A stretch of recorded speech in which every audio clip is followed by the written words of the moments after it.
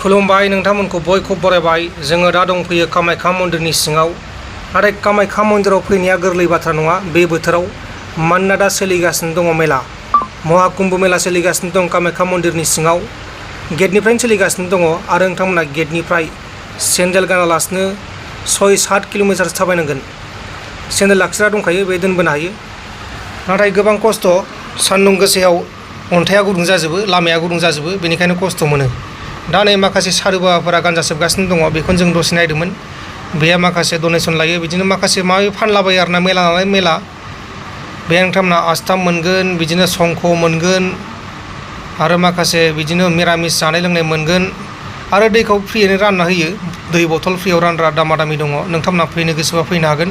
दासान्दि सोलिगासिनो दङ कुम्भ मेलाया आरो जोबोर मोजां मोनो मन्दिर सिङाव फैनानै, मानोना बे गाखोनाय खिनियावल' खस्थ', नाथाय उनावहाय बांद्राय खस्थ' नङा। नेक्स्ट भिडिअ फैगासिनो दङ, लं भिडिअ मिनि ब्लग, बेखौ नेबाय थाबानो जाबाय। बे फुल डिटेल्स मोननाय जागोन।